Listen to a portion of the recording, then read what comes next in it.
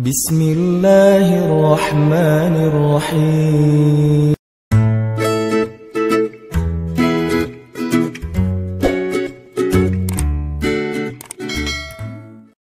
Allah bisa buat semua hati sayang kepada kita sehingga Allah angkat derajat kita. Allah mengangkat derajat seseorang, merendahkan yang lain. Tiba-tiba semuanya jadi simpatik sama kita, respect sama kita. Mudah banget buat Allah. Dan kita melihat itu dalam banyak kejadian dalam kehidupan kita. Ada orang yang tiba-tiba muncul, ada orang yang tiba-tiba tenggelam, dan itu cara Allah. Ada yang orang tiba-tiba Allah buat dia terkenal, tiba-tiba orang dihindarkan dari semua orang, tinggal sendiri. Itu sangat mudah buat Allah. Makanya berbaik sangkalah kepada Allah dalam semua urusan. Sehingga ketika kita berbaik sangka kepada Allah, Allah akan memperlakukan kita seperti apa yang kita persangkakan. Jaga Allah, Allah jaga kita. Itu satu. Hari ini dua aja nih. Gimana maksud jaga Allah sehingga Allah jaga kita? Satu, berbaik sangka. Kedua, arti jaga Allah, Allah jaga kita ada di Al-Baqarah. Fadhkuruni azkurkum. Ingatlah Allah ketika kita senang, nanti Allah ingat kita ketika kita susah. Itu ayatnya. Walaupun terjemahannya nggak sejelas itu. Terjemahannya ingat aku ingat kamu. Tapi tafsirnya maksudnya ingat aku ketika kamu lagi senang, ketika kamu lagi lapang, ketika kamu merasa nggak butuh. Nanti aku akan ingat kamu ketika kamu lagi susah, lagi sempit, lagi butuh. Fadhkuruni adzkurkum. Jangan cuma ingat Allah pas kita butuh. Sehingga nanti Allah baru akan ingat kita di kebutuhan berikutnya. Karena Allah membalas perbuatan kita, bukan langsung waktu itu. Jadi kalau kita mau ditolong ketika susah, jadilah orang yang selalu mengingat Allah ketika kita senang. Lagi nggak ada masalah nih, tetap ingat Allah. Gimana ingat Allah ketika kita lagi senang?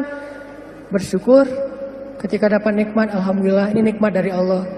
Diingat, Allahnya tuh dimention terus, di tag terus. Sehingga ketika nanti kita kekurangan, Allah akan bilang, itu hambaku lagi kekurangan, aku bantu deh. Karena ketika aku kasih dia nikmat, dia ingat aku. Begitu dia punya masalah, aku akan ingat dia. Apa contohnya? Contohnya, ada seorang laki-laki, ini cerita Nabi nih, hadis, tapi hadisnya dalam bentuk cerita. Ada seorang laki-laki lagi musafir di zaman sebelum zaman Nabi, mungkin di zaman Nabi Isa atau zaman Nabi sebelumnya, tidak disebutkan. Yang jelas umat terdahulu, Bani Israel. Ada seorang laki-laki lagi jalan, di tengah jalan dia ngelihat ada segumpal awan yang bentuknya aneh. Awan ini awan yang sangat gelap, warnanya abu pekat, benar-benar mau hujan deras, tapi ukurannya nggak besar, ukurannya seukuran satu petak sawah doang gitu. Dia perhatiin nih awan kok aneh, yang lain cerah, tiba-tiba ada satu awan kayak gitu. Gak lama dia memperhatikan, terdengar suara dari langit berbicara kepada awan, dan dia dengar suara itu. Apa kata-kata dari langit? Ya ghamam, iski mazra'ata fulan bin fulan. Wahai awan, turunkanlah hujanmu ke sawah fulan bin fulan. Fulan bin fulan ini disebutkan namanya. Wahai awan, turunkanlah airmu ke sawahnya fulan bin fulan. Setelah suara ini berbunyi, awan itu pun berarak, dibawa oleh angin. Berarak, laki-laki ini memperhatikan dan ngikutin. Kan tadi, dia penasaran kan? Dia kepoin, mau kemana nih awan? Ikutin tuh awan. Terus setelah sekian lama dia ikutin, awan itu pun berhenti di atas sebuah petak sawah, di antara banyak petak sawah. Jadi ada persawahan, awan itu berhenti di salah satu petak sawah. Tiba-tiba turun hujan lokal. Cuman di petak sawah itu aja, yang lain tetap kering, yang itu basah. Ini di tengah musim kemarau, ada awan yang turun hujannya cuma di satu petak sawah. Diperhatiin, aneh juga nih hujan lokalnya. Sampai akhirnya awannya hilang, hujannya reda. Setelah itu muncul seorang laki-laki dari petani yang datang ke sawah itu berteriak, Allahu Akbar, Allahu Akbar. Alhamdulillah, Alhamdulillah. Kemudian laki-laki musafir ini pun mendekat. Dia tanya, Pak, ini sawah punya siapa? Kata laki-laki itu, punya saya. Alhamdulillah Allah kasih air. Terus laki-laki ini bertanya, Bapak namanya siapa? dia sebutkan namanya seperti nama yang didengar tadi di langit. Berilah air ke dalam sawah Fulan bin Fulan. Nama saya Fulan bin Fulan. Masya Allah, ternyata orang inilah yang dimention dari langit tadi itu kepada awan. Terus musafir ini bertanya, Pak, dia cerita kejadiannya. Tadi saya ngelihat awan, mendengar suara dari langit, lalu awan itu menurunkan hujan hanya di petak sawah Bapak. Apa yang Bapak lakukan sehingga Allah mengistimewakan Bapak? Kenapa Allah memberikan air hanya ke sawah Bapak, sementara yang lain tetap gersang? Apa yang Bapak lakukan? Kata laki-laki ini, kalau saya habis panen, dapat nikmat nih, panen raya. Kalau saya lagi panen, saya selalu membagi harta saya menjadi 3 bagian. 1 bagian saya berikan kepada fakir miskin sebagai bentuk syukur. Ingat Allah berarti. 1 bagian lagi saya berikan kepada keluarga saya sebagai kewajiban, nafkah. Dan 1 bagian lagi saya jadikan sebagai modal untuk membeli benih-benih berikutnya. Diputar lagi tuh uang. Ternyata Allah ridho dengan apa yang dia lakukan. Dialah orang yang ketika senang ingat Allah, nggak lupa sama Allah. Sehingga ketika dia susah, musim kemarau, musim kering, nggak ada hujan, Allah ingat dia. Begitulah Nabi berkisah tentang laki-laki ini. Tentang bab syukur di dalam banyak cerita-cerita ulama. Berarti maksud dari menjaga Allah, Allah jaga kita adalah bersyukur kepada Allah. Ingat Allah ketika kita senang, ketika kita sehat. Nanti Allah juga akan ingat kita ketika kita susah, ketika kita sakit. Minimal ingatnya dalam bentuk Alhamdulillah, ini anugerah dari Allah. Alhamdulillah, ini karunia dari Allah. Jangan lupa. Sehingga kalau kita dapat nikmat, jangan bangga diri dulu, jangan besar kepala dulu, tapi mention Allah dulu. Alhamdulillah, ini nikmat dari Allah. Sehingga nanti kalau kita butuh Allah, Allah akan ingat kita. Dan itu berlaku dalam semua masalah kehidupan kita. Satu cerita lagi, gimana Allah ingat hambanya yang ketika normal ingat Allah. Cerita yang populer tentang 3 orang yang terkurung di dalam gua. Gimana mereka bisa selamat?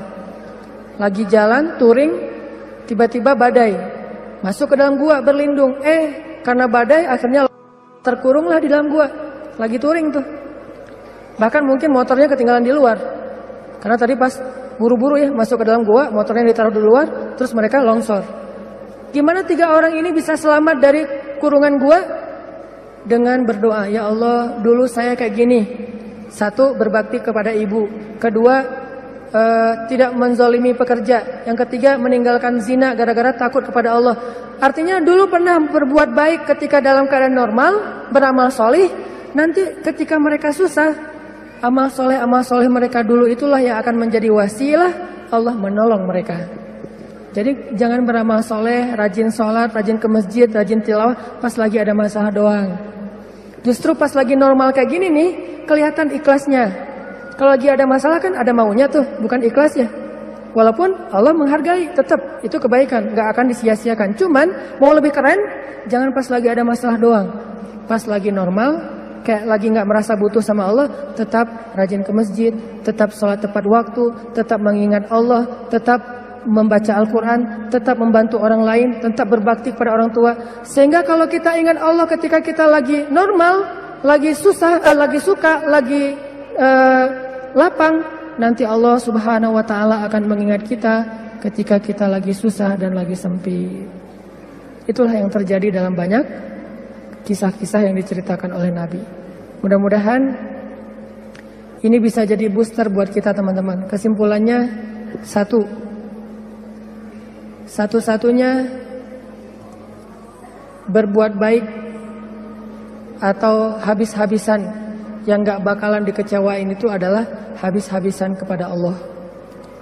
PDKT yang gak bakalan kecewa itu PDKT-nya kepada Allah. Telepon yang gak bakalan di-reject itu telepon Allah. Japri yang gak bakalan diantepin, japri ke Allah. Satu-satunya.